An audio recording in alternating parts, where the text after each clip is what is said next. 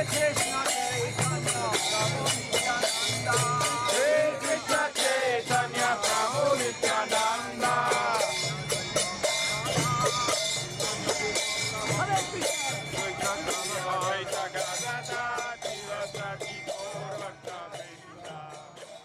Vishnupad Srila Bhakti Sundar Govinda Dev Goswami Maharaj ki jai.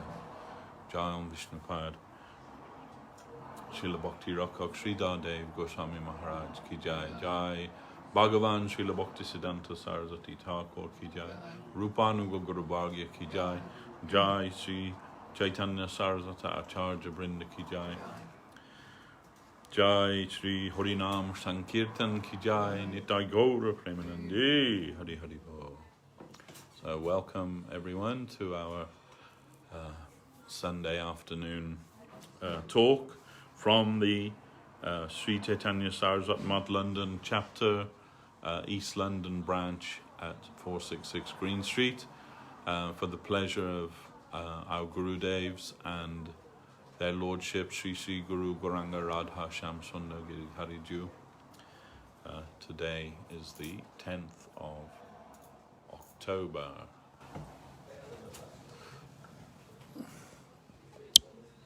And yes,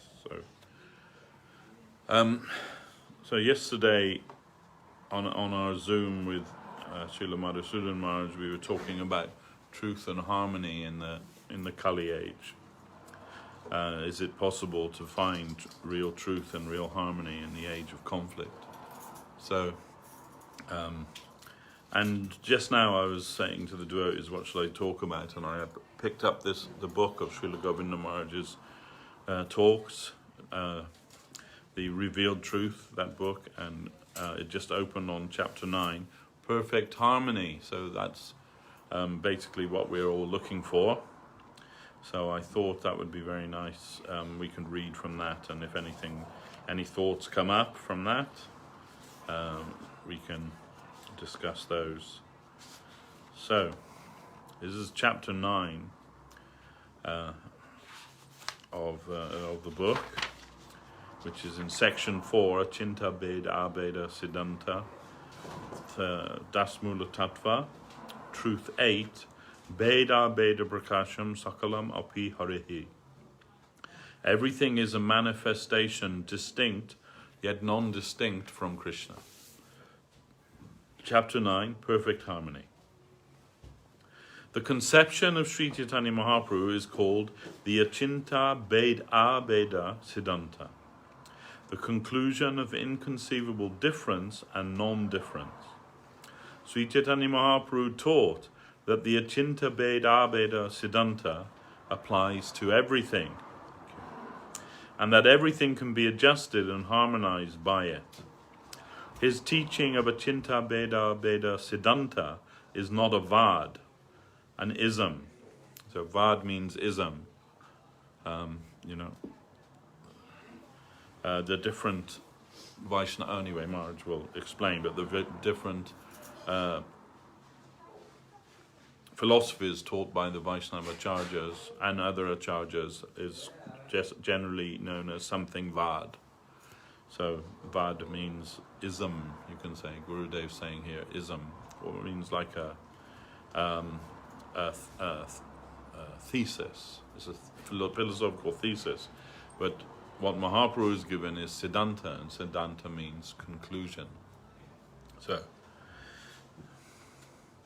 before the appearance of Sri Chaitanya Mahaprabhu, there were great acharyas who preached different conceptions. There was Shankaracharya and his conception of Advaitavad, non-dualism, which is also known as Mayavad or illusionism. There was Ramanujacharya and his conception of Vishishtadvaitavad, qualified non-dualism. There was Madhva Acharya and his conception of Shuddhadvaitavad, or pure dualism.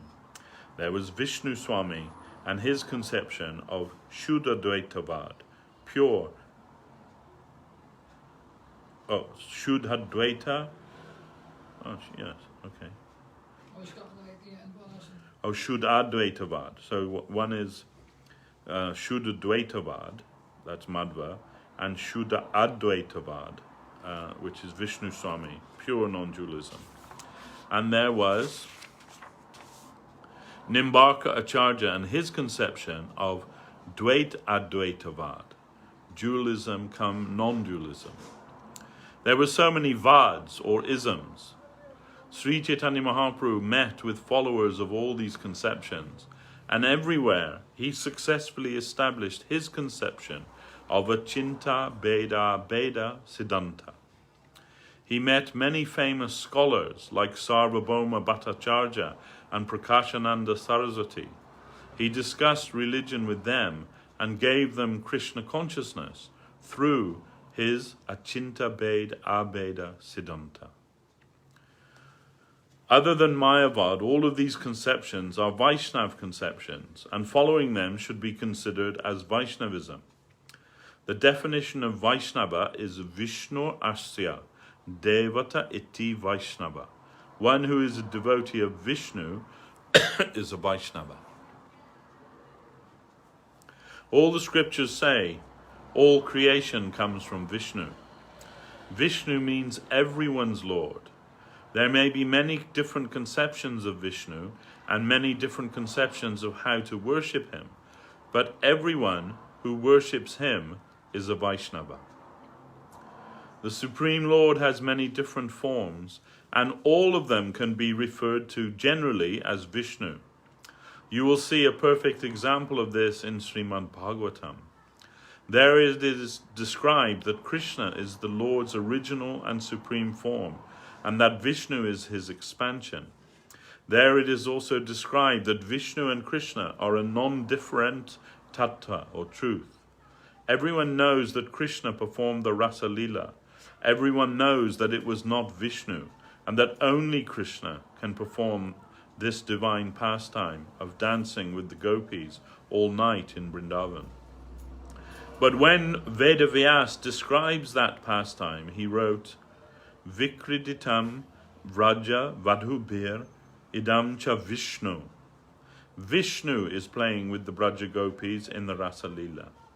Everyone knows it was really Krishna who performed this pastime, but Vedavyas uses the name Vishnu to emphasize that Krishna is non-different from Vishnu, so that no one would conceive of Krishna's Rasa Lila in a mundane way.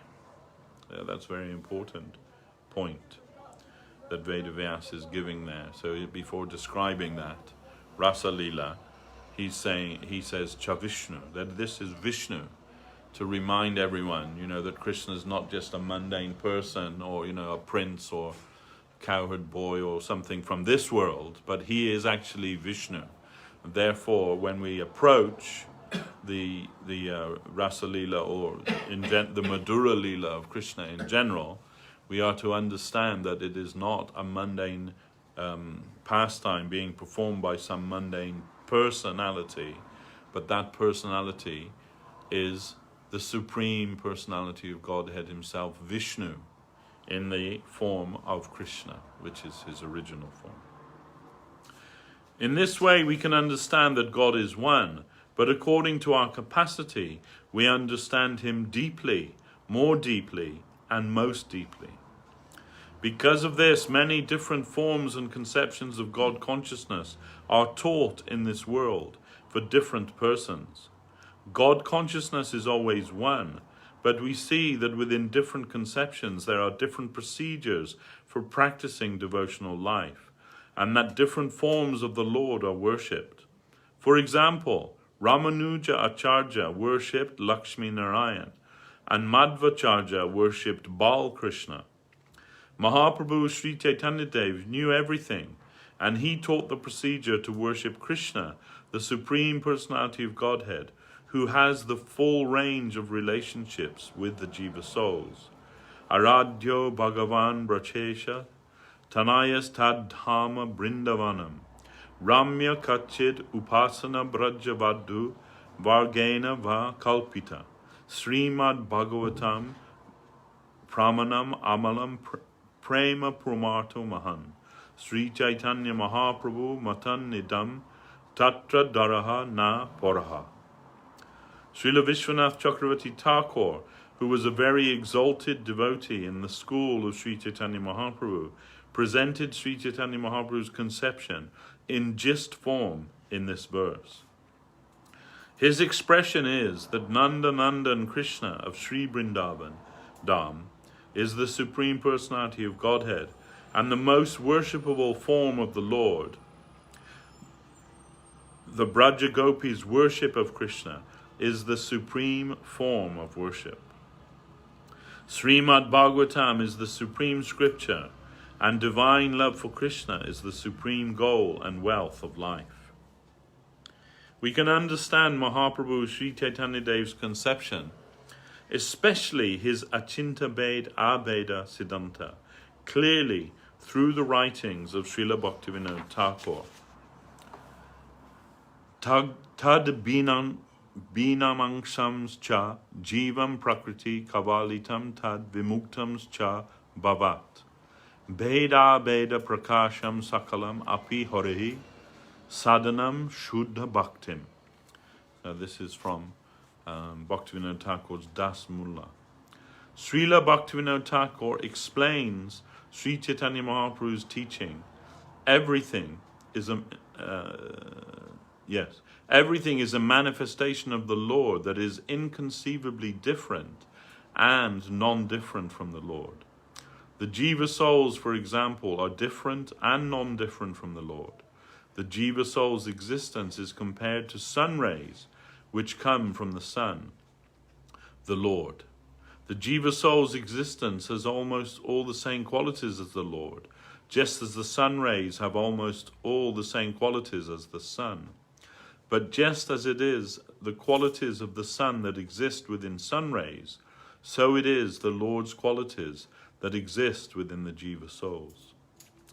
The Lord is supreme and exists with full power and quality, while the Jiva souls are very tiny and insignificant. In this way, we can understand the Jiva souls and the Lord to be Achinta Bhed Abheda, inconceivably different and non-different. That is Mahaprabhu's conception. So, Bhaktivinoda Thakur also says, that this word, achintya, which Mahaprabhu has put at the front of his, description of his Siddhanta, isn't just for, like glossing over the grey areas. Achintya, inconceivable. It's actually a prerequisite of understanding Mahaprabhu's Siddhanta.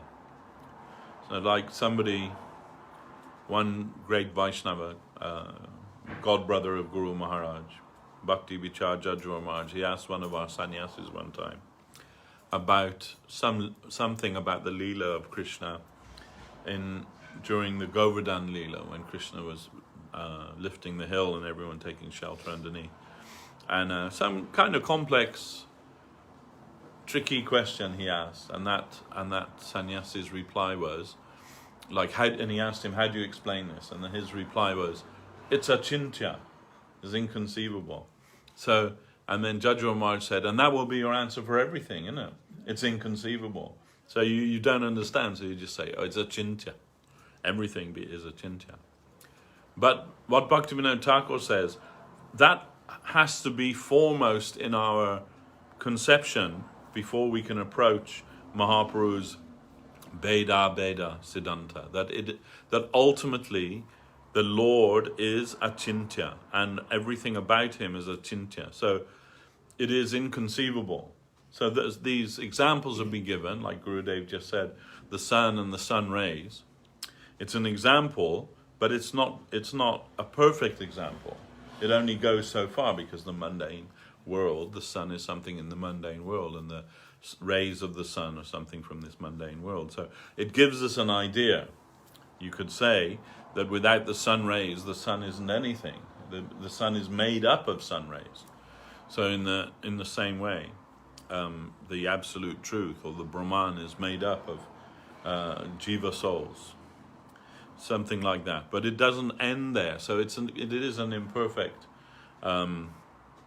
example, but it is to give us some idea, because something you can say for us to wrap our brain around, because we have to try to be able to harmonize all of these things. But the prerequisite of being able to harmonize them is admitting that ultimately it is achintya.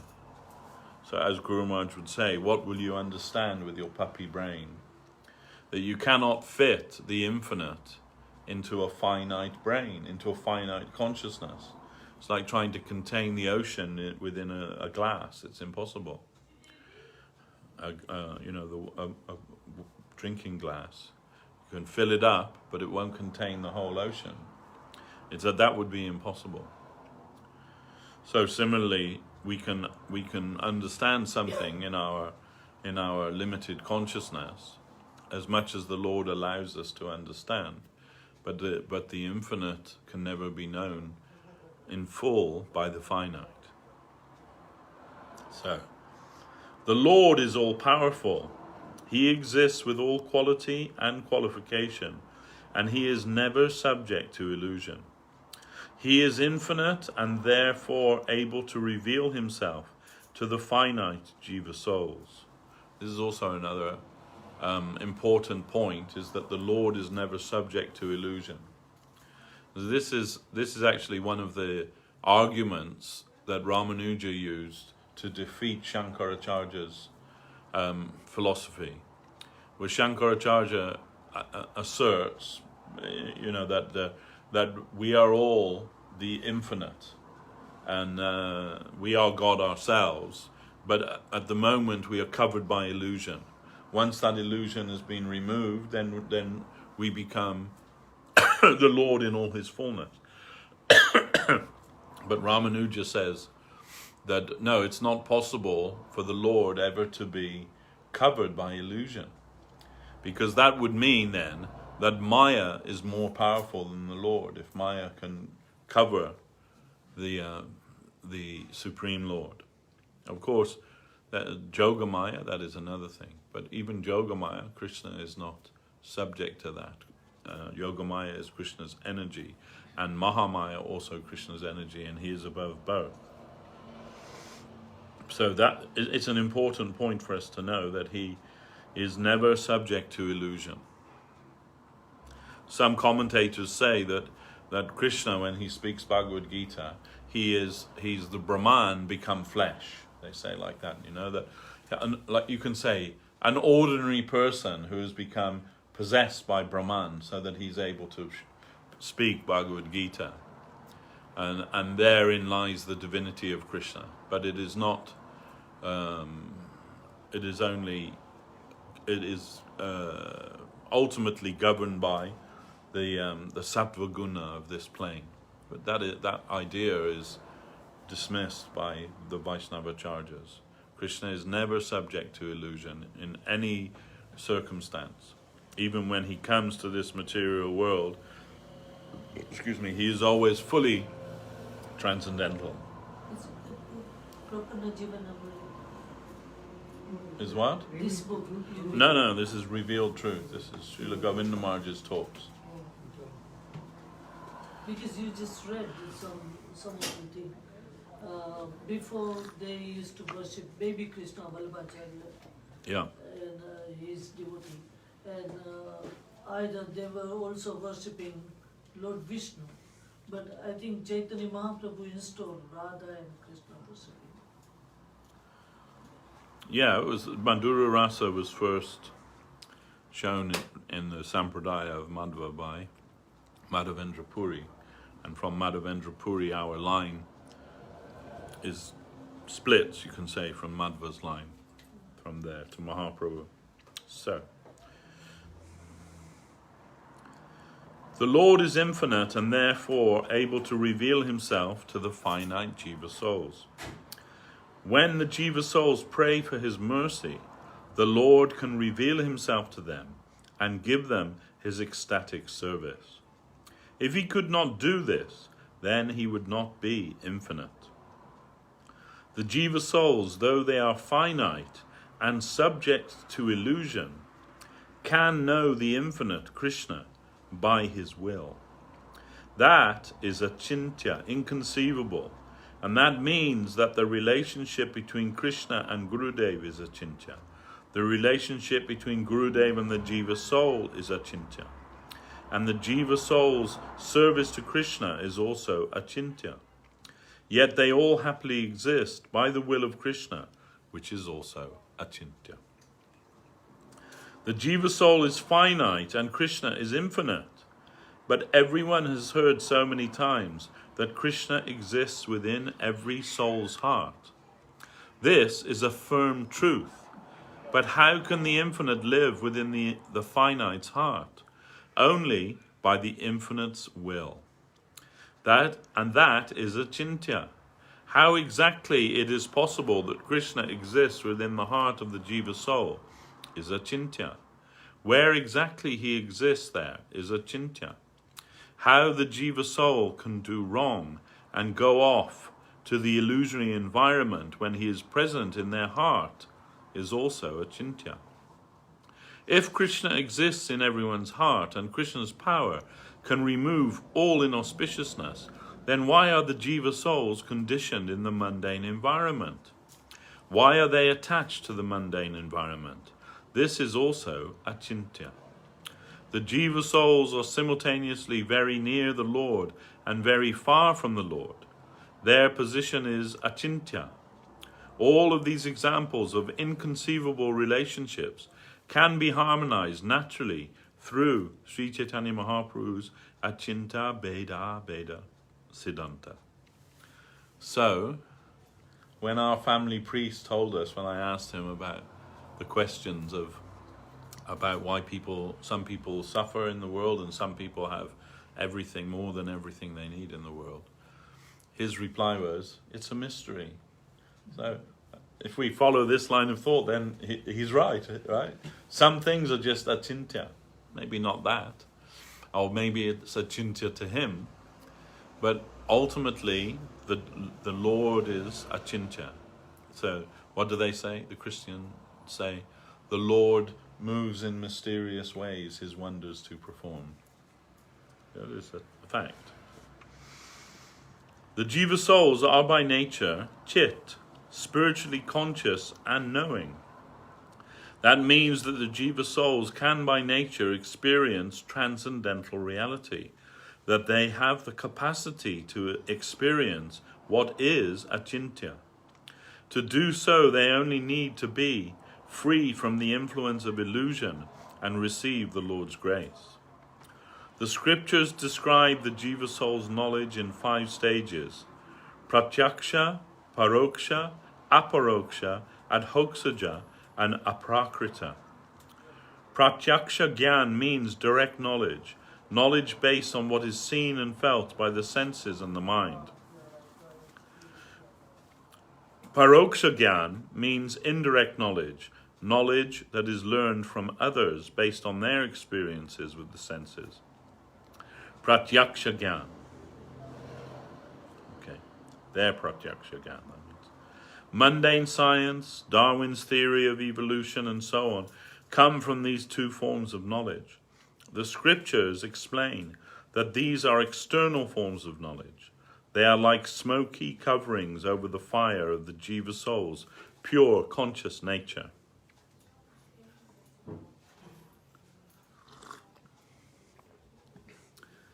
And that, in this world, that's what most people think is the only valid form of knowledge, is what you can see and smell and touch and taste, and what others have experienced in that same way.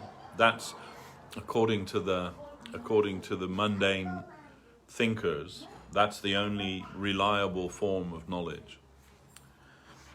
So, under the influence of illusion, the Jiva souls perceive the material environment through their mind and senses. And they also make so many misrepresentations. They also make so many misperceptions of that environment with their mind and senses. They easily mistake smoke for fog, ropes for snakes, and so on.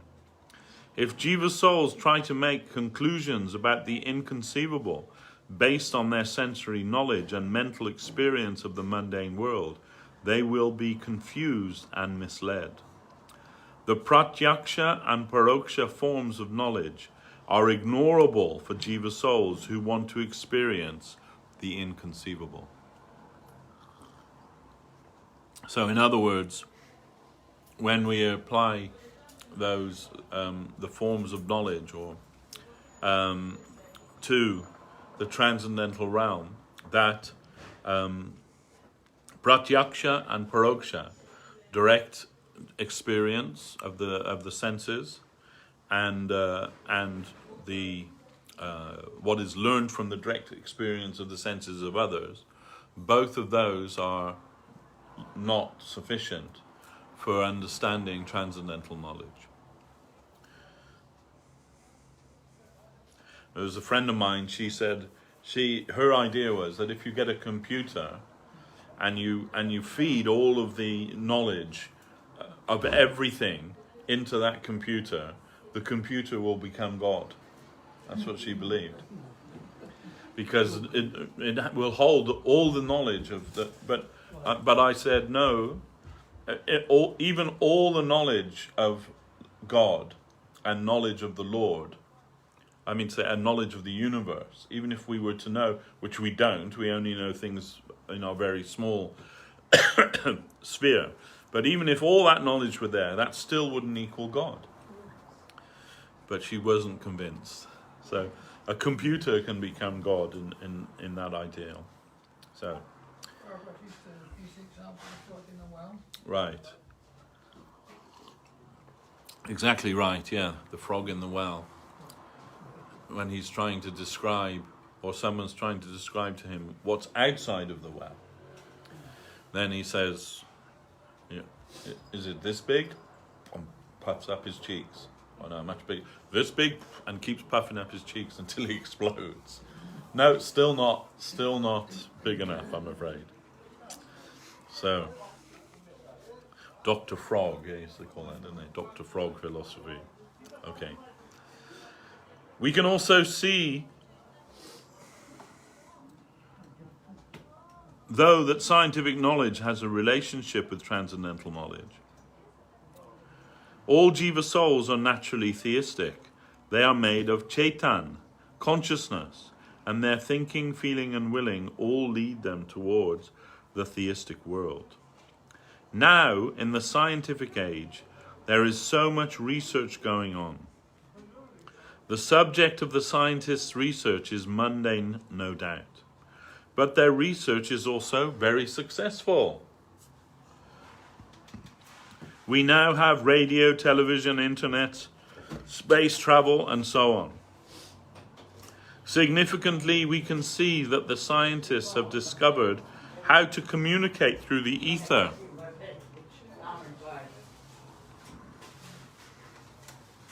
This shows everyone that it is not unreasonable to try to connect to a transcendental source of knowledge and the transcendental world. After making so many discoveries, Albert Einstein said, "I am searching beyond this material world now." And Krishna says, "Bahunam janmanam ante jnanavan mam prapadyate," in Bhagavad Gita, 7th chapter. After a very long time, someone who has actual knowledge will surrender to me.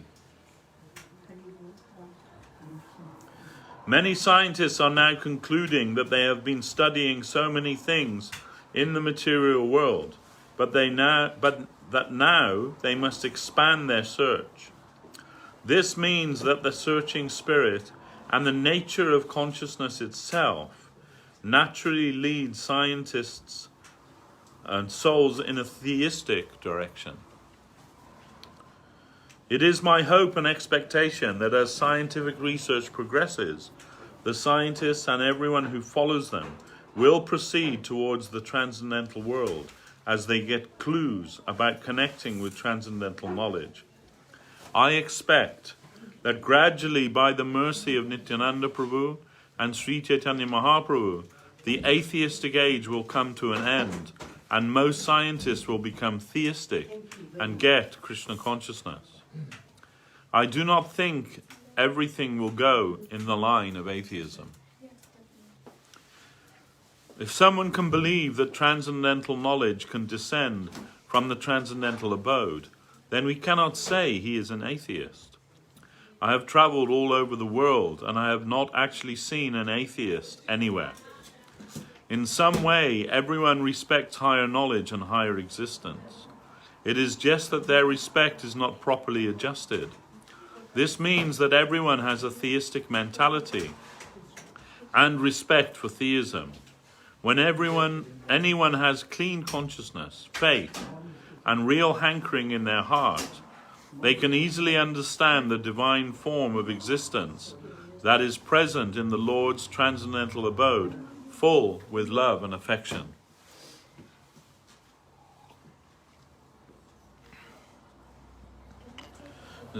Even amongst the modern, atheistic philosophers, Martin Amis, who's very famous, even he said, we cannot discount that in the infinite possibilities that exist, that one of those possibilities may be that there is a supreme entity that people call God.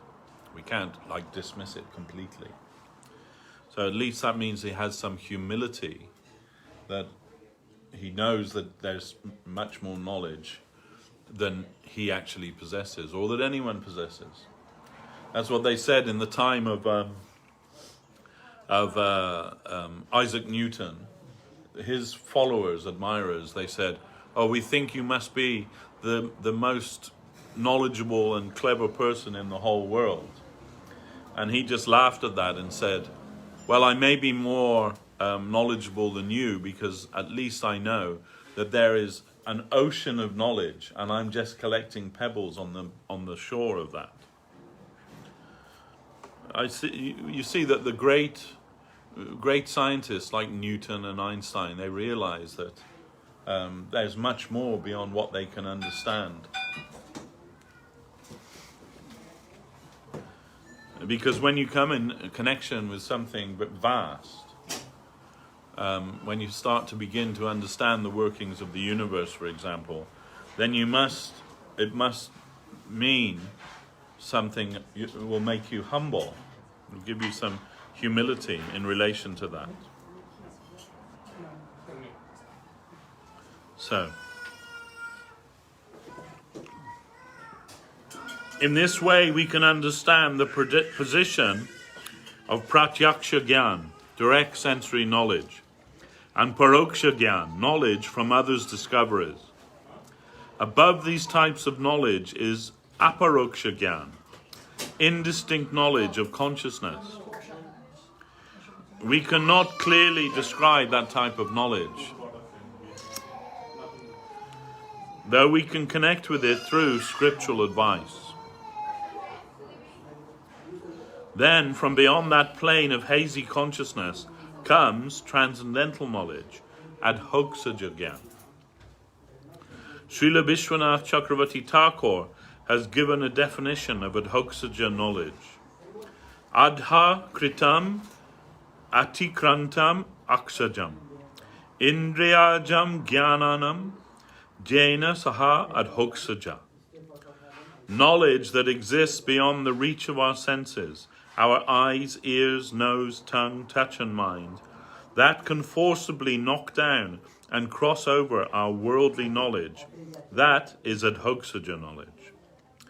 Within adhoksaja knowledge, there are stages of revelation, and the highest level is the fifth level of the Jiva soul's knowledge, aprakrita gyan. Aprakrita means supramundane. Aprakrita gyan means divine knowledge that reveals the transcendental form of reality, but may appear ordinary. Inspiration to seek this highest fifth dimension of knowledge is most valuable. Light from the aprakrita plane has been given to the world by Sri Chaitanya Mahaprabhu, who has shown aprakrita lila, the divine pastimes of the Supreme Lord's supramundane human-like form, to be the subject and focus of all the scriptures and the supreme goal of eternal life.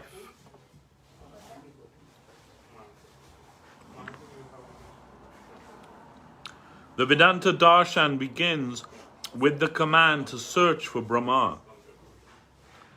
Ato Brahma Jigyasa. Search for Brahma. Brahman. Search for the Absolute. This advice is actually for persons who are unqualified, who must be reminded to search within the transcendental plane. But anyone whose consciousness has entered religious ground and the religious platform can play there happily with the meaning of the next sutra, Janmadi Asya Jataha. Brahman is the source of everything. Brahman is adhoksaja. We cannot understand Brahman, the source of everything, with only our mind and senses. But Brahman can be revealed to us, and that revelation can easily overpower our mundane experience. Srimad Bhagavatam begins with an explanation of this second sutram, an explanation of Janmadi Asya Jataha, Brahman. This means Srimad Bhagavatam begins with an explanation of what descends from that adhoksaja plane of knowledge. It begins from the all-powerful divine platform. Shankar Acharya's theory of Mayavad, illusionism, is summarily dismissed within the very beginning of Srimad Bhagavatam's explanation of Brahman. Janmadi Asya Jato Navyad Itaratas Chaturesh Abhigya Swarat Tena Brahma Riddhaya Adi Kavye Muyanti Jat Surya Tejo Bari Bridam Jata Vinamayo Jatrati Sargo Mrisha Dhamma Svena Sada Nirashta Kuhakam Satam Param Dhimahi. This is the very first verse of Srimad Bhagavatam. Mayavad is dismissed here because Vyasadeva concluded this introductory verse with the phrase Satyam Param Dhimahi. I meditate on Brahman, the supreme truth, the supreme reality. There cannot be meditation upon something that has no form. So there cannot be meditation on the Supreme if the Supreme has no form.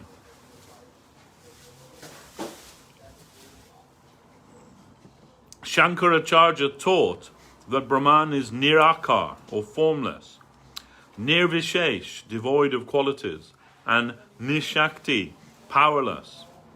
He wrongly claims that the Supreme is formless and all forms are illusory. His philosophy, Mayavad, is a very bad thing. It is directly offensive to the Supreme Lord and his eternal spiritual form. And it is contradictory to the teachings and intentions of Vedavas. Inside Shankaracharya's teachings are many miraculous expressions, but his conclusions lastly lead nearly to Naistikavad, or atheism. Shankaracharya's philosophy is no doubt very prominent in India. Still today, 40% of the people in India follow Shankaracharya. That is so, however, only because it is Krishna's desire. Muktim dadati karhichit sma na bhakti yogam. Krishna is always eager to give liberation to the jiva souls. If anyone approaches him through the proper channel, he will easily grant them liberation. It's no problem for him. But for Krishna to give conditioned souls devotion is very heavy for him. Through devotion, Krishna's heart can be captured, and he can be bound by love and affection to his devotee. Krishna is not foolish and does not always want to give everyone devotion. When Krishna wanted to hide the practice of bhakti yoga from the insincere souls, he ordered Lord Shiva, go and preach Mayavad. Mayavadam asachastram prachananam bodham uchate. Mayaiva Vihitam Devi Kalo Brahmana Murtina. This is from the Padma Purana. Then Lord Shiva told Durga Devi, in the age of Kali, I will take the form of a Brahman, Shankaracharya, and explain the Vedas in an atheistic way, similar to Buddhism, to cover and hide the Lord's position. In this way, Bhagavan Sri Krishna came to preach the theory of Mayavad in the Kali Yuga in the form of Shankaracharya. Shankaracharya was the only son of his mother, and he decided he wanted to take sannyas excuse me, when he was an 8-year-old boy. It is a Vedic rule excuse me. It is a Vedic rule that no one can take sannyas without the permission of his mother. Shankaracharya tried in several ways to get permission from his mother, but she would not give it to him. As an incarnation of Lord Shiva, Shankaracharya could perform miracles. One day he went with his mother to the river to bathe and performed a miracle so that he could receive her permission to take sannyas.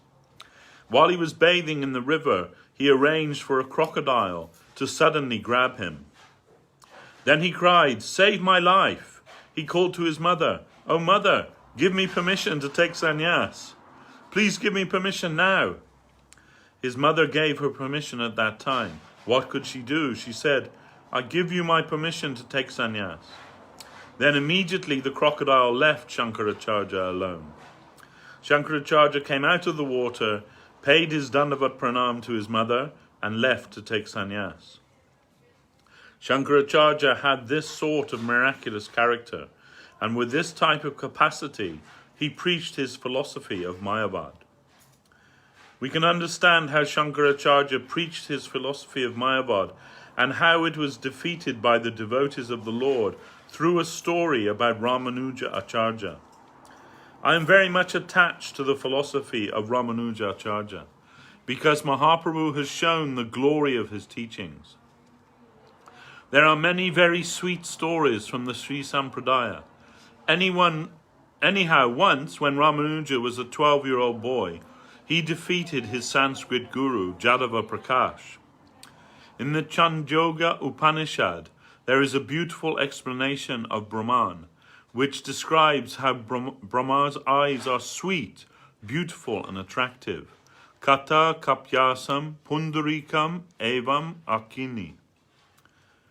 Shankaracharya said that this verse means that Brahman has no eyes, that Brahman is nirakar and nirvishesh, devoid of form and qualities.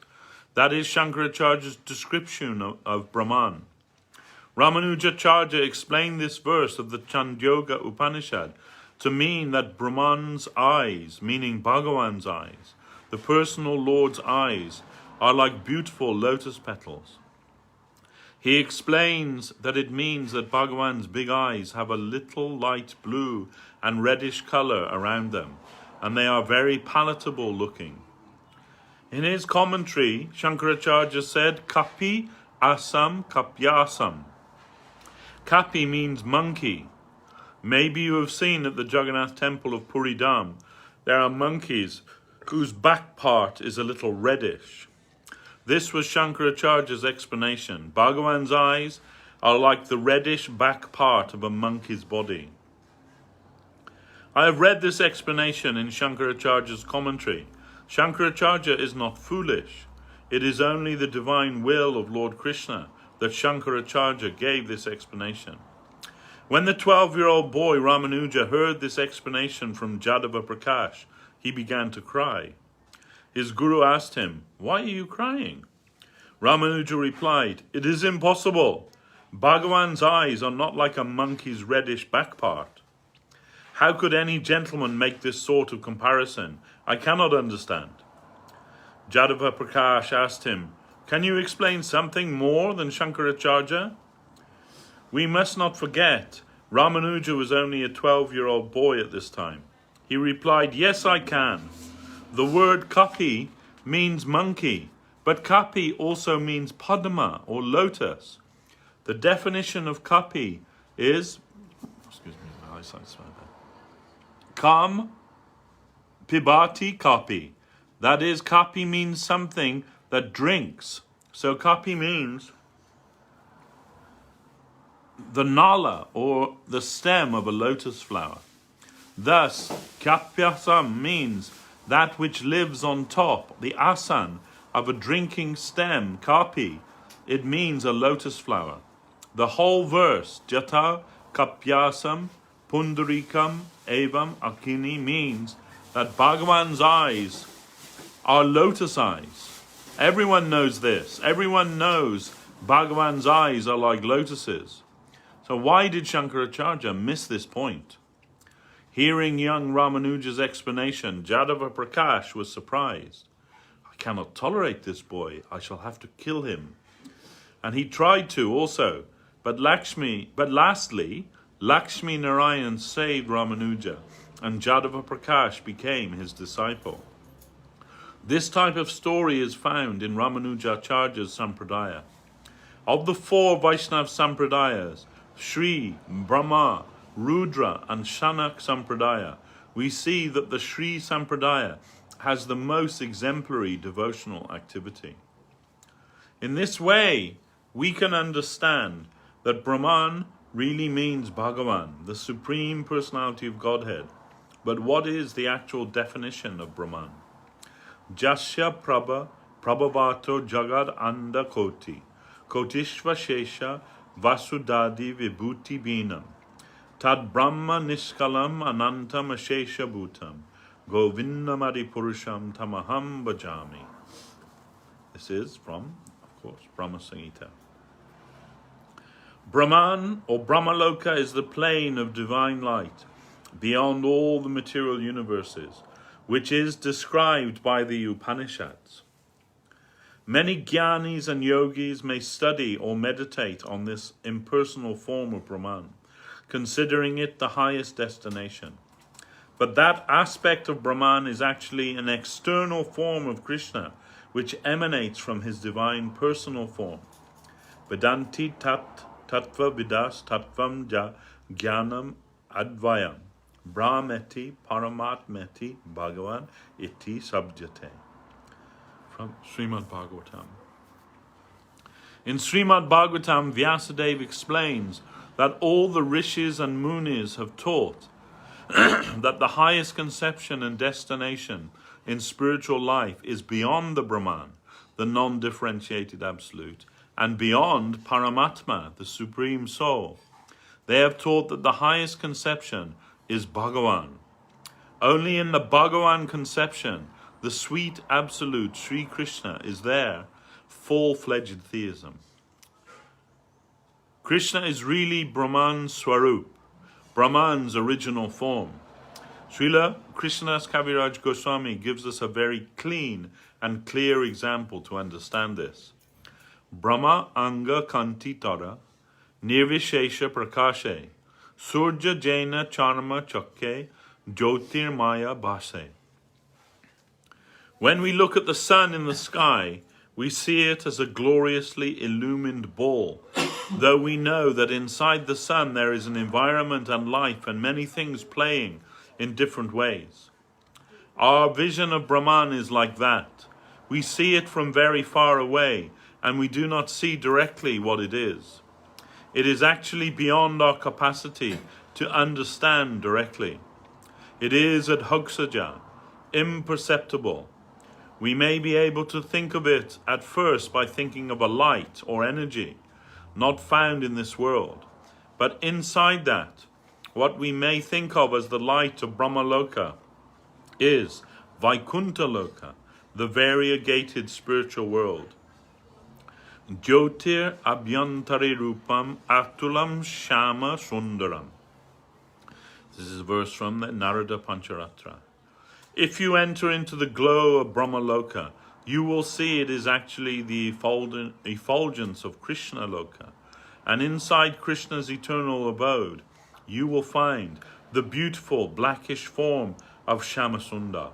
Reality, the beautiful Krishna, eternally engaged in his sweet play. That is full-fledged theism. In Shankaracharya's conception, there is no reality the beautiful, no emporium of all rasa, no supreme personality of Godhead. In Sri Chaitanya Mahaprabhu's conception, Shankara's Nirakar, Nirvishesh Brahman is the divine effulgence of the playground of the Lord, reality the beautiful, Krishna. To consider Brahman to be nothing more than Nirvishesh and Nirakar, impersonal and formless, is to be avoided because it is not possible. All of creation, both transcendental and mundane, has form, and all jiva souls have a form. But the Creator himself cannot have a form. It is unthinkable. How can the Creator of everything, the Creator of all forms and qualities, have no form and qualities? The Creator cannot be less than his creation. He can never be zero. Whatever is present within us must be present in our source. We can never think that the divine source of all things is powerless and has no personality. Jai. After the Lord has created me, I will deny him.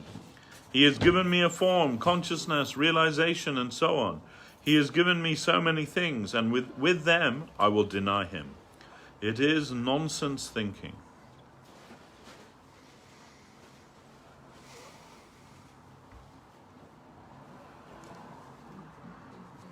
Now this is like a basic, we learned at school, this basic scientific truth, or something is a constant truth, that nothing can exist in the effect which doesn't exist already in the cause. Everybody knows that. Any scientific thinker knows that. So whatever is the effect of something, those things that caused it must be, the qualities in the effect must already be in the cause. So just like we can say that, in an acorn exists an oak tree, a huge oak tree in a small acorn. So that's inconceivable to us, but it is true. Because if you plant that within the earth, eventually a huge oak tree will grow from that. So that means it already exists in a seed form inside that acorn. So similarly, that this idea, which the scientists say that, that this whole creation that we find ourselves in came from nothing, and some like explosion in the nothingness, don't know how that works, but somehow then everything, all the variegatedness of life and all the planets and everything, all came from that nothing. But that isn't even scientific, because we learned as children that nothing can exist in the effect that isn't already in the cause. So, then it's not a scientific explanation. According to their own thinking, it's cancelled. But there we are. But that's what everybody accepts, that from nothing everything came. This is foolishness. Really foolishness. But I think everything came in one go. Yes. Well, how it actually came about, we cannot say, but we can say that everything happened, just like it says in the Bible. The Lord said, "Let there be light," there was light. "Let there be water," there is water. So everything happens by His will. Yeah. By His will, everything happens. And whether it happens immediately or whether it happens over billions of years, that we may not know the details, but we can understand that it all happens, that the cause of all of that, everything that exists now already existed within Him before that. If we say within Him. So Vyasadeva says,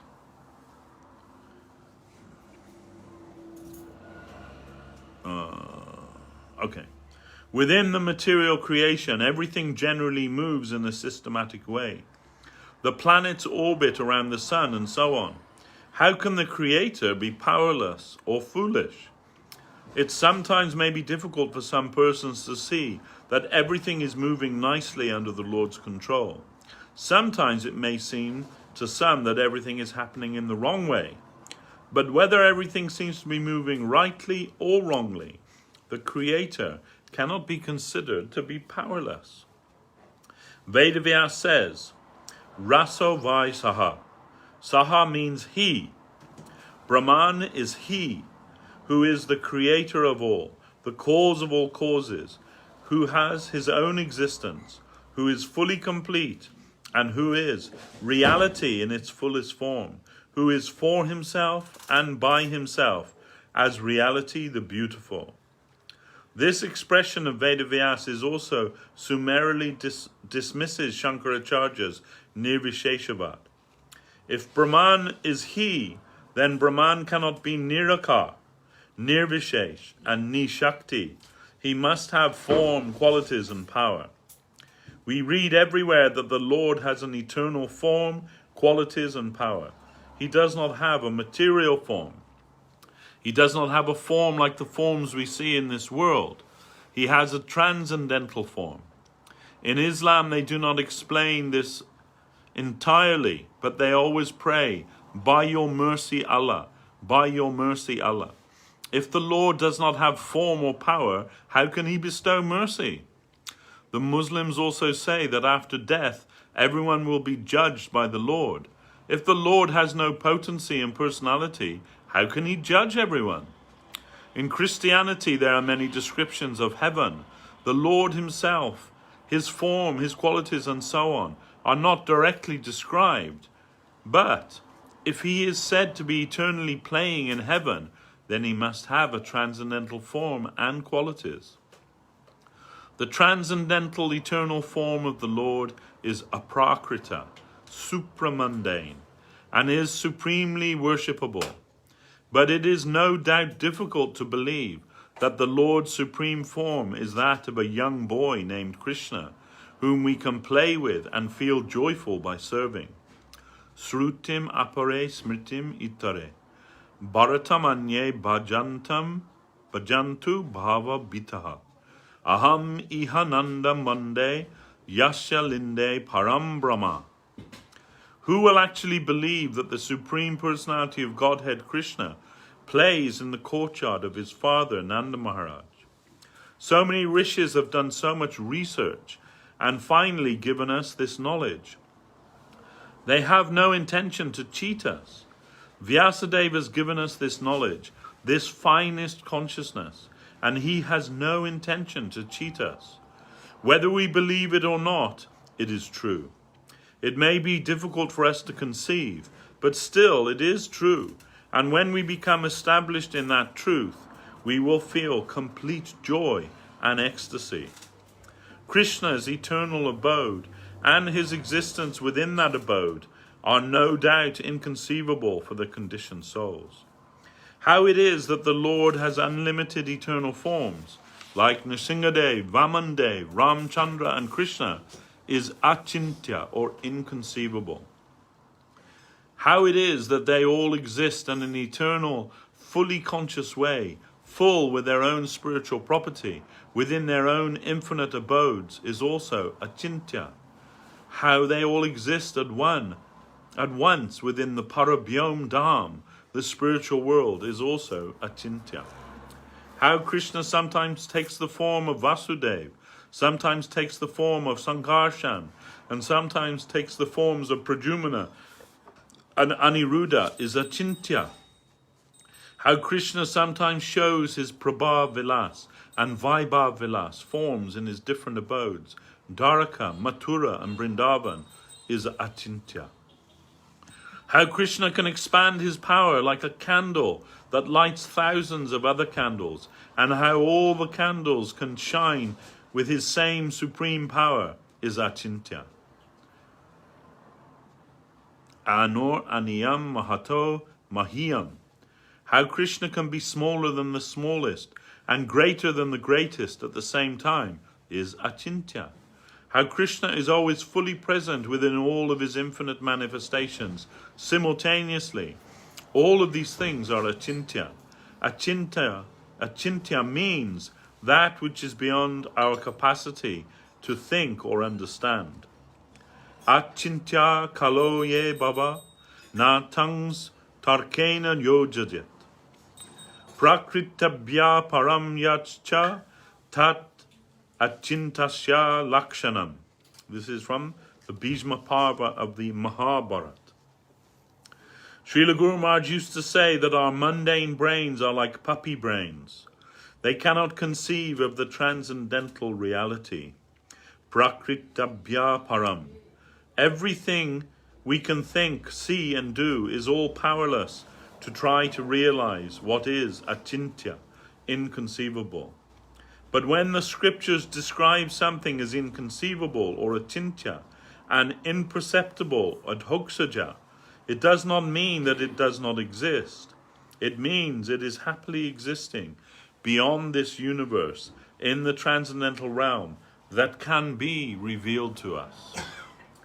Chintamani prakarashadma sukalpa briksha lakshabriteshu surabira bipalayantam lakshmi sahasra satasambrama sevyamanam Govinda adipurusham tamaham bhajami. How can we conceive of Krishna's divine abode? How can we conceive that every woman there is like Lakshmi Devi and that all wealth is existing within each of them? How can we conceive that Krishna is their only enjoyer and that everything there exists for Krishna's enjoyment? How can we conceive that there we can ask a wish-fulfilling tree for a ripe mango that has no skin or seed? It is all achintya, but also very happily existing. Everything that exists in the transcendental world exists within consciousness. The divine play of Krishna's aprakrita lila can be felt in the hearts of the jiva souls through revelation. Srila Guru Maharaj would say, everything exists within consciousness. Everything exists within bhav. Bhav means mood and internal feeling. It is through bhav that Krishna's pastimes happily flow. Krishna's Asura Nidan Leelas, the pastimes of killing the demons, exists within bhav.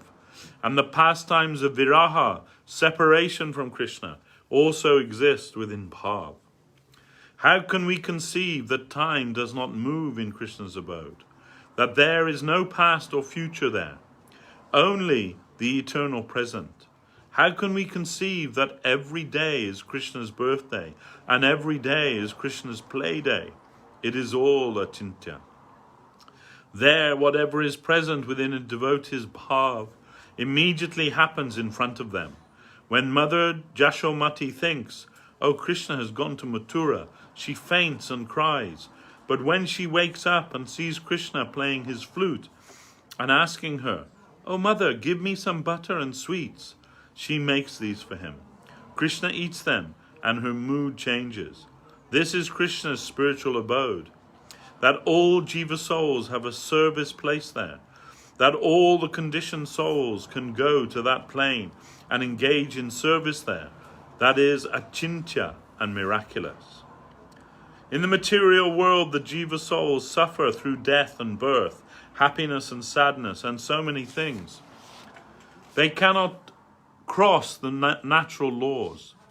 But if they have a little sincere interest in the fifth dimension, in the aprakrita plane, or the transcendental service, they can easily be rescued from the material world.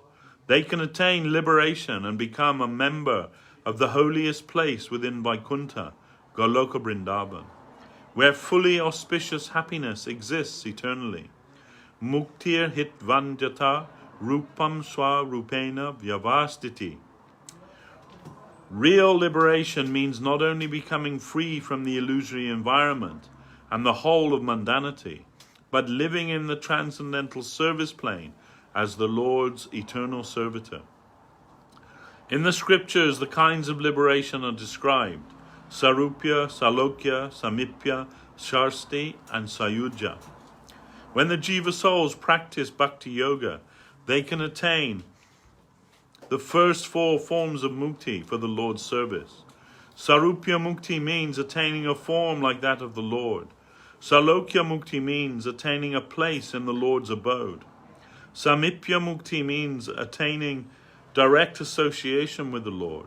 And Shashti Mukti means attaining opulence like that of the Lord.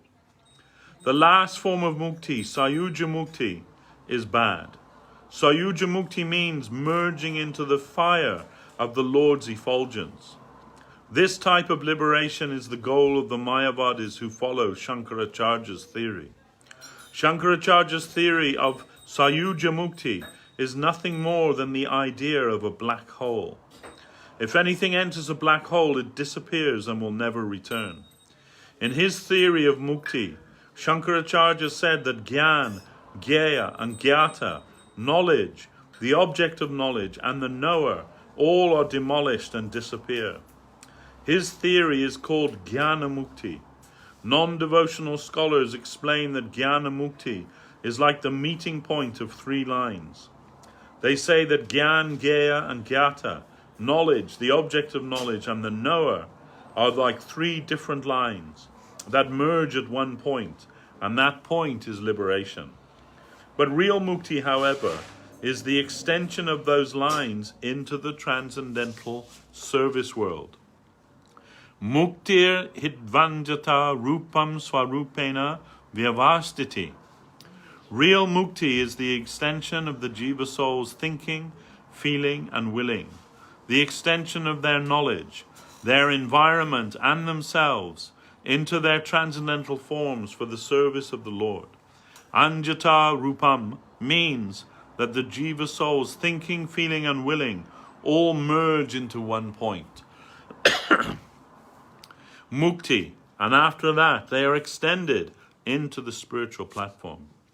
All Jiva souls are naturally thinking, feeling and willing, so love and affection automatically comes to them for their Lord when they leave the darkness of Maya and enter the light of the transcendental world.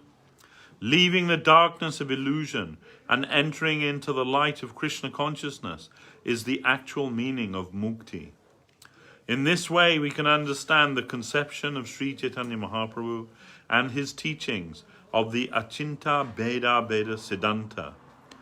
Tad binangshans cha jivam prakriti kavalitam tad vimuktam cha bhavat. Beda Beda prakasham sakalam api hare sadanam shuddha bhaktim. This is from Bhaktivinoda Dasamula. When the Jiva souls are prakriti kavalitam, covered by the illusory matter, then they live apart from the Lord.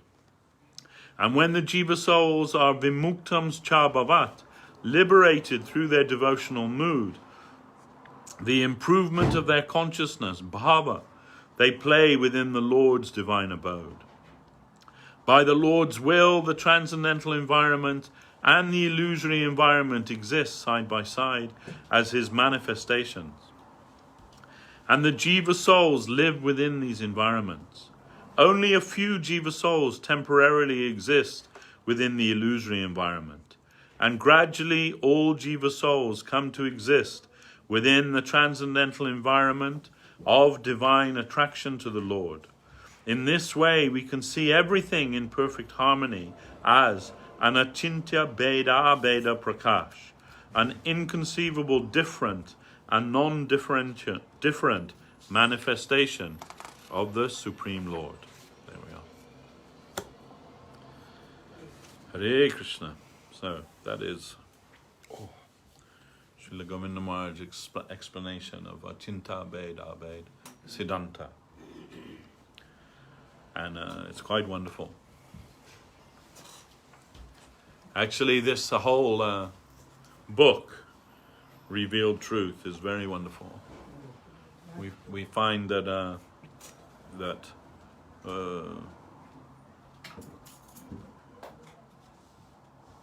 it is a great service to Gurudev, and it shows what kind of devotional thought was in the consciousness of our Gurudev. You know, some people, they just think that of him as the disciple of Sridhar Maharaj. But of course he is that, the greatest disciple of Srila Sridhar Maharaj. But Srila Sridhar Maharaj over 40 years, filled Srila Govinda Maharaj with all the knowledge of bhakti and all of the wealth, the treasure of bhakti, uniquely endowed him with that. And that often we did not hear such deep things from him. His nature always, giving shelter to the devotees and traveling so much. But sometimes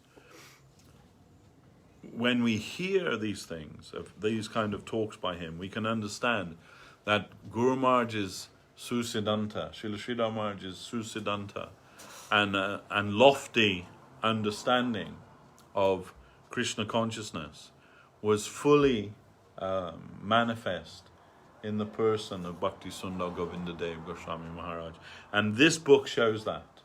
This book shows that he is among the great transcendental philosophers of our time, like Ramanuja, like Madhvacharya, like Vishnu Swami, like Sridhar Swami and our Guru Maharaj, Sridhar Maharaj, like those great scholars. He is also a great scholar of the Bhakti line and knows everything, although he may not have shown that to everything. In fact, I noticed in his last days when we were with him that at that time he wants to share the wealth that Guru Maharaj has given him with us, and sometimes that expression would come out from him, but I could see that most of us just looked blankly at him. We weren't able to appreciate what he was trying to say to us, to the depth that he was giving that. And I would see, it is my own feeling, but my personal feeling, but I would see in his eye some look of disappointment was there. That who will he share these things with? We are not, we can see them, we can hear them, but how much are we able to grasp them, what he wants to give us, It's like, what do they say, throwing the seed on barren ground. It's not going to, take root there. So, but as much as he was able to, he would do that. But I saw that in his last days, that he's looking for someone who he will give that treasure to, but no one was able to appreciate that. A few devotees here and there, but who could actually absorb that? But Bhakti Kamal Tyagi Maharaj, he left us a great treasure in this book. If you read this book, you will find the heart of Srila Gurudev, the depth of Srila Gurudev's understanding of Krishna consciousness. In itself, it is like divine scripture, very clearly and very perfectly explained in the line of Srila Guru Maharaj, and that's what makes it unique. There are so many preachers of Krishna consciousness, and not to decry any of them, they are all doing wonderful service to the Lord. But what Srila Gurudev came to give to the world, that is not even appreciable by everybody. What he came to give, a very high conception. And he himself was very guarded about that too. Sometimes he would say, if I were to tell everyone what is real Krishna consciousness, they'd all go away. So I'm not telling that because I don't want anyone to go away. I want everyone to stay in the line of Srila Guru Maharaj. And that makes us also think, what does it mean to be in the line of Srila Guru Maharaj? Well, we can give our whole life to contemplating that, what actually it means to be in the line of Srila Guru Maharaj. But we saw that Srila Gurudev was so merciful, is so merciful, that just turning up sometimes was enough for him. Just that you came, that's enough. He'll embrace you just for that. And if you have his embrace, if you have his grace, then all of that treasure can come to you. If you are sincere, if you really want that. And Gurudev will, vouch for you. Like we were discussing just a few days last week actually. I was discussing with we were discussing with Madhusudan Maharaj. They're reading in the Bhagavatam now about the yajna that was conducted by Prajapati Daksha, wherein he insulted Lord Shiva by not inviting him. And Prajapati Daksha was the father of Sati, and she was invited, but her husband was not invited for that, and not offered his due from the sacrifice. Then she became so enraged that, as you know, she gave up. She immolated herself in yogic fire and left her body. And that was to disconnect herself from her father. She considered him as a great offender. And there's one verse where she says to him that Lord Shiva, he never sees the faults in anyone. In fact, quite the opposite to that. He only sees the good qualities of others. And seeing those good qualities, he fans that and encourages that and amplifies that in them. But you, she's saying to her father, but you just can only find fault with others. You're only, and because of that, you are finding fault with him who is a perfect person. Therefore, I give up this body, this connection with you, this bodily connection with you. Of course, it all goes terribly after that. Lord Shiva becomes, when he hears the news, he becomes enraged there, and so much bedlam, you can say, ensues. And he cuts off Daksha's head and replaces it with a goat's head. But when we hear that verse spoken by Parvati, Sati, describing Lord Shiva, we immediately think of Srila Govinda Maharaj. That was his nature. He never saw the faults in other devotees. Whoever they were, he only saw the good qualities in them and encouraged that, fanned that, brought that to the fore. That is his nature, just like Lord Shiva. Of course, we know from Guru Maharaj, he's the son of Lord Shiva. So naturally, the qualities of Lord Shiva are present within him. But we cannot hear that verse without thinking of his nature. Like that. He never saw. Sometimes he would say, when he would come, he would say, oh, this is my fault. My fault is that I believe everybody. Whatever they tell me, even those who are trying to cheat me, I believe what they tell me. He said, this is my fault, and I embrace everybody. He said, I must stop doing that. But he didn't stop doing that. He's always giving his grace and his embrace to everybody, whether they're deserving or not deserving. And actually, by giving that embrace, by believing them, he actually elevated everyone to a higher position. And we can see that what was his nature, that when you were with him, you felt like the most special person in the world. I feel myself to be a special person just because I'm in his, vicinity. It elevates you for that. So wonderful, so beautiful. And not just as the, you can say, most faithful disciple of Srila Sridhar Maharaj, the very embodiment of the teachings of Srila Sridhar Maharaj, with his own unique nature. He's not a carbon copy of Srila Sridhar Maharaj. In fact, Srila Guru Maharaj said of Srila Govinda Maharaj, he is more qualified for this chair, meaning the head of the Rupanuga Sampradaya, than even I am myself. Because of his nature of being able to mix with everybody. Sometimes Gurudev would say, I am the guru of the mad people. Sometimes he would say like that. He said, mostly my disciples are all mad. And so many things, so many merciful, but he's not saying that in a bad way. He's laughing about that, thinking this is a wonderful thing, you know, that they have come to me and I am trying to help them in this way.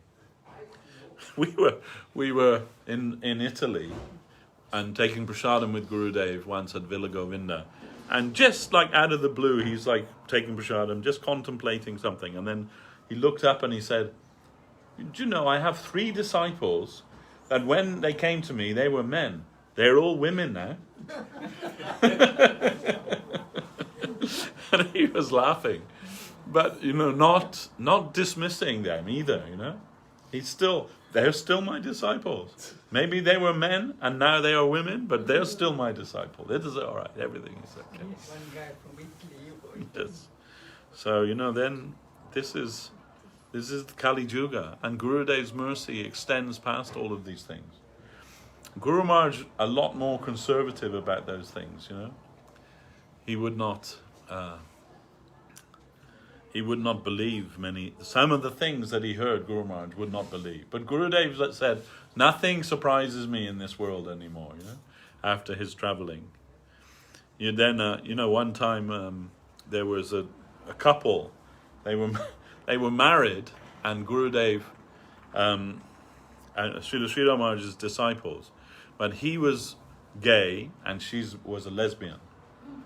And they thought that if they marry, they'll just be able to live together like friends. You know, it didn't work out, but they thought it would be okay. They tried like that. You know, then someone was trying to explain to Srila Sridhar Maharaj what is a lesbian. You know,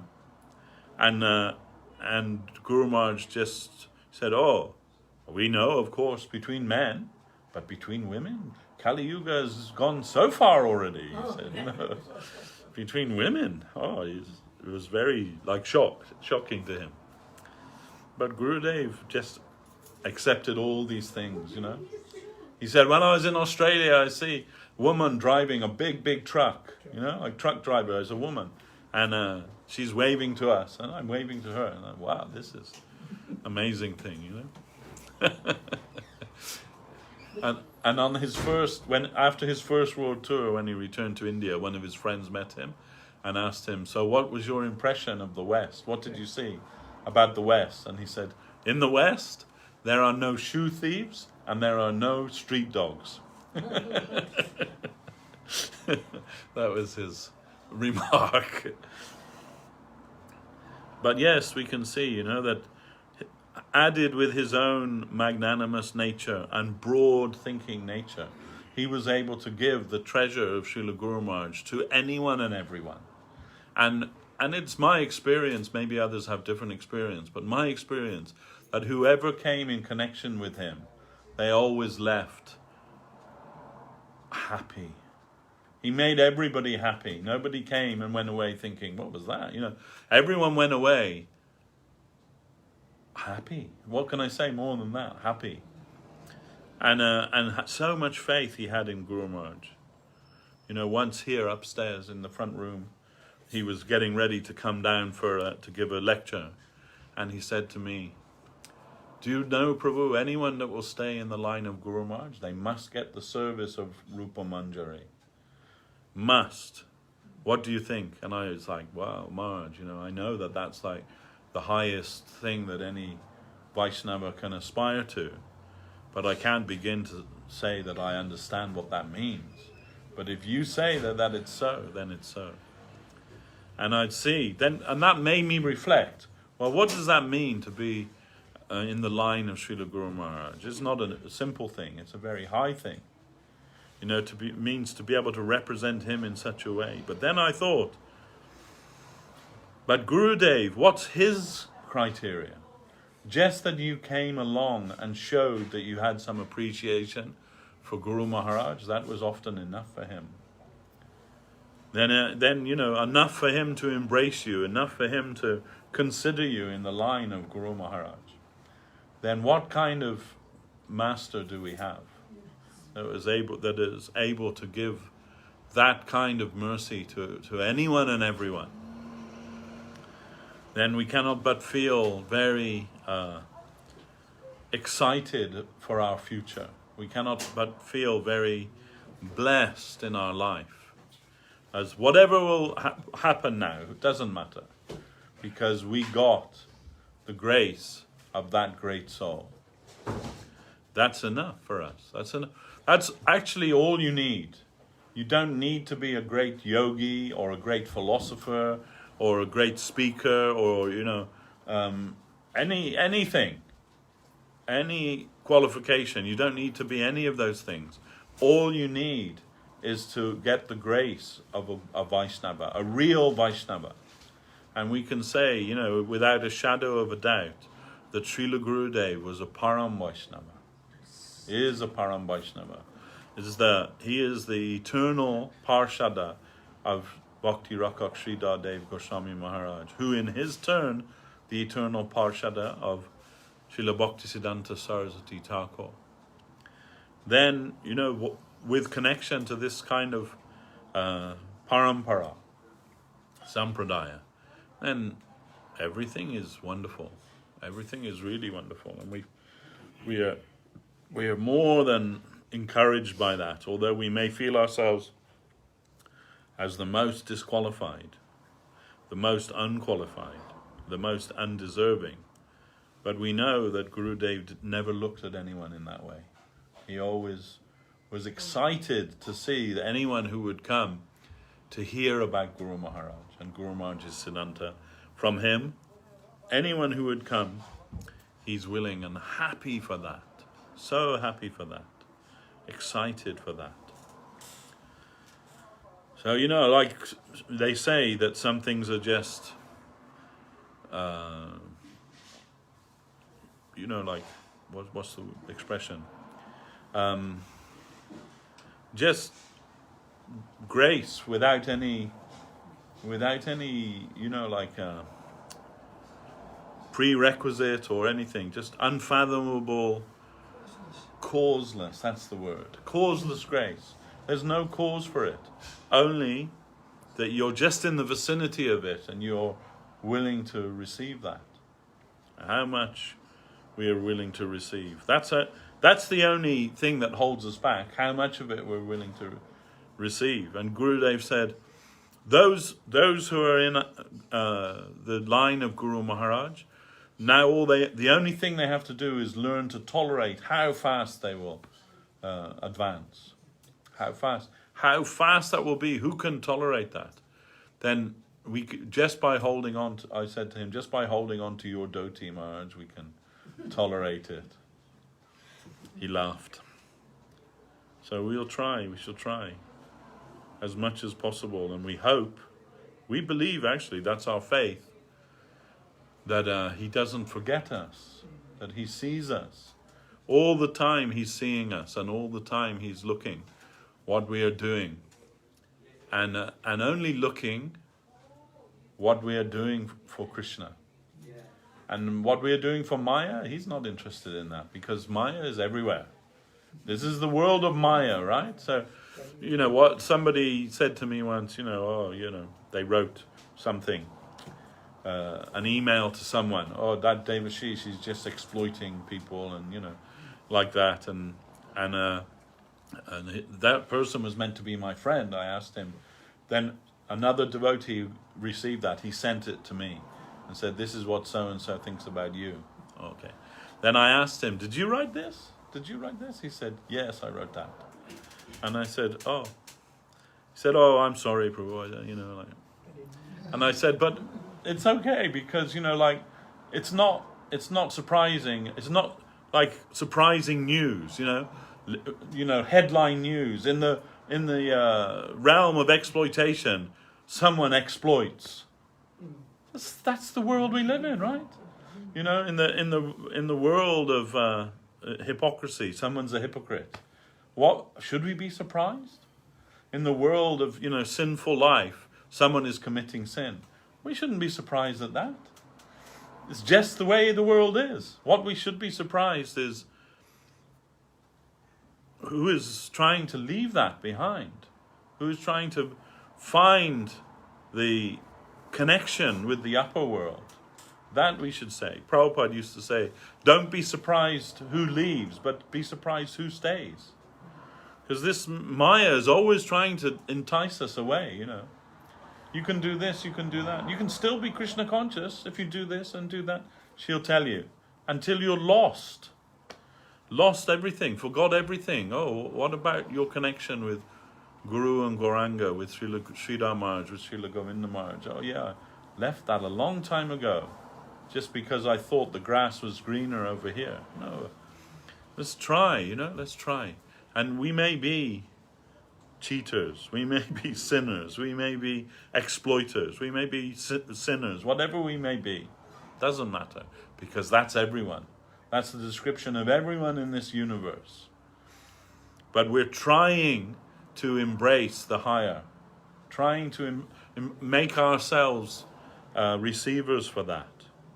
We're not going to the door of qualification with our certificates, because they're just laughable to the Lord. We're going to the door of mercy. I am the most fallen, the most disqualified, the most unqualified, the most poisonous sort of person possible. But here I am, Lord. Please accept me. Warts and all, everything. Whatever I am, just accept me and I'll try my best. And you can make me how you want me to be. I have no strength to change who I am. But you can make me how you want me to be. And I'm open to that. Please do it. If you want, you know. I had said to Gurudev once, you know, ask someone else to be in charge in London, because I can't do it. But, you know, you need Hanuman to do that. And I am not Hanuman. But you find Hanuman and I'll serve him. But if you want to, you can make me Hanuman, if you want to. But even without that, you know, we are who we are. But we can try. You know, one thing, you know, Guru Maharaj used to like Mother Teresa of Calcutta. So, sometimes he would send devotees to go and meet with her, and just to express how much he appreciated her. And give some prasadam, or, you know, something he would ask them to take for her. And one thing that she said that I liked very much: we may not be capable of doing many great things in the world, because we are just humble souls, but we can do many small things with great love. Because that's what we have within us. We have the potential for love, the potential to give love and to receive love. And when that's directed towards Krishna and his devotees, then that makes your life perfect. It makes our attempt perfect. We're always going to be disappointed in this material world, and we're always going to disappoint others in this material world. But if we try to surrender at the lotus feet of Sri Guru and Sri Gauranga, then we can happily go, or unhappily go, but we can go towards the spiritual abode. And that's really what we want. That's really what we want. And I think, you know, Gurudev knew that. He knew everything. He knew everything. He would laugh. Sometimes he would laugh in the kirtan, when he's leading the kirtan. And sometimes he sing things that we don't know that kirtan. And so we pretend we know. You know, we just mime what he's saying, and he would see in your face, and he would laugh. He would laugh by that. Sometimes he'd see our attempt, laughable attempt. We're singing all these songs, we don't even know what they mean. You know, like it's a laughable attempt, really. And in fact, I just was listening to Gurudev the other day, and he said, "It is my prayer to all the devotees, please learn the meanings of the songs." He said, please learn the meanings of the songs. So we should try to do that. Otherwise, what is it? But still, when you have such a master, then there's no need for any real anxiety. The only anxiety will be, you know, like that we can stay in that connection. We want to stay in that connection, through thick or thin, through good or bad, through happiness, distress, through victory or failure. We don't mind. Everything is the same. if we can offer ourselves to the service, in the service of the Lord and His devotees. So here we can stop for today. Jai Vishnupad Srila Bhakti Sundar Govinda Dev Goswami Maharaj ki jai. Jai Vishnupad Srila Bhakti Rakak Sridhar Dev Goswami Maharaj ki jai. Bhagavan Srila Bhakti Siddhanta Saraswati Thakur ki jai. Rupanuga Guru Bhargya ki jai. Chaitanya Saraswata Acharya Brinda ki jai. Jai Sri Namacharya Srila Haridas Thakur ki jai. Jai Harinam Sankirtan ki jai. Nitai Gaura Premanande Hari Hari Bol.